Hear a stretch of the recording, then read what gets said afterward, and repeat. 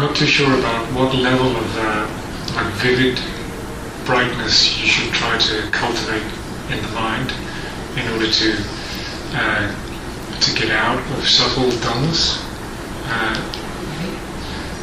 in a way that I used to go through a very deliberate phase with the smile, which induced a very strong feeling of brightness, vividness, but I've now found that I seem to kind of start that practice and then it goes very smoothly and naturally into more of a mental happiness. Mm-hmm.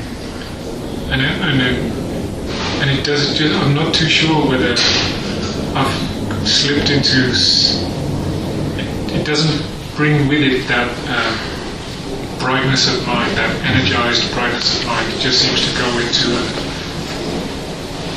I've lost the kind of the bodily pleasure response isn't very strong. It just seems to go into more of a mental awareness of quite a pleasurable state of mind.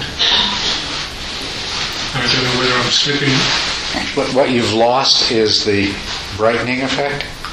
It feels like, yeah, because I seem to skip the when the body starts to give a strong pleasure response. Yeah. What you want to do is don't be too reliant on some particular device. That's what I'd say. The smile for brightening awareness it's a device that you can use, but don't be too dependent upon that. Primarily, there should be the recognition that there is some dullness there, and the brightening effect of intentionally focusing in and bringing that perceptual clarity, that level of perceptual clarity in. So you could use things to help, but the primary, you shouldn't be dependent upon them. The primary thing should be just the ability to focus in on the object and perceive it more clearly and more precisely. You know what I'm saying? So it's more like a visual awareness almost. Like how would you describe the more clarity on the object? Okay, well, we're talking about sensation. It's like the crystallization out of the subtleties of the developing sensation as you progress through the in-breath. And, earlier on, the pause between the in and out breath seems to be essentially without sensation. But as our mindful awareness becomes more and more acute, we become aware that there's still some element of sensation there. So that when the word that keeps coming to mind is like the crystallization out. Do you know what I mean? You got a solution and the crystals just start to appear. It's like you focus in on the sensation and the detail starts to come back out to you again, like it crystallizes out of it. I know, right? It's a metaphor that works well for me doesn't necessarily for everyone. So the bodily response isn't necessary. Is it, or is it not necessary for that vivid brightness of mind? If it's truly vivid and bright, will it naturally always give a body response, or will it just go into a mental happiness and then that's it's bright enough, it's vivid enough? The perception of the sensations are not dependent upon bodily sensations of other bodily sensations of pleasure or pleasantness. So they don't need to be there. Yeah. Although they usually are, but they may not be. They may not always be as intense. Yeah, they kind of become far more mild. Mm-hmm. And then I was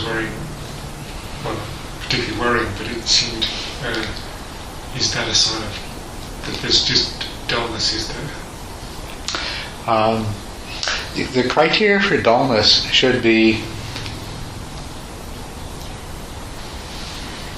and it too becomes more refined, but the criteria for dullness is on the side of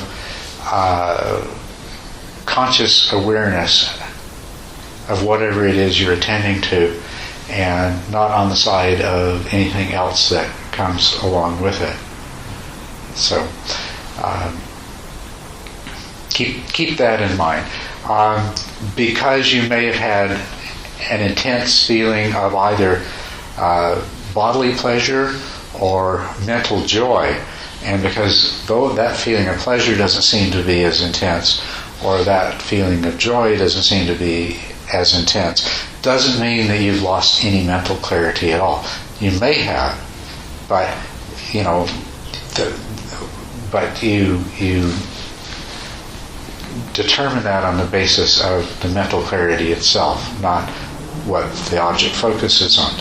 Because in the development, the physical pleasure and the mental joy both subside somewhat. They are more intense, and then as you progress towards tranquility and equanimity, they subside. They become less intense on their own.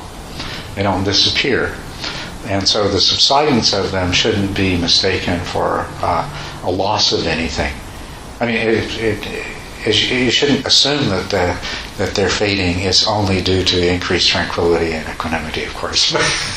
But you shouldn't assume the opposite either, because they do fade. There's the mental pliancy, physical pliancy, the bliss of physical pliancy, bliss of mental pliancy. Then there's the fading of the bliss of physical pliancy and the fading of the bliss of mental pliancy. And that's actually the sequence in which it unfolds.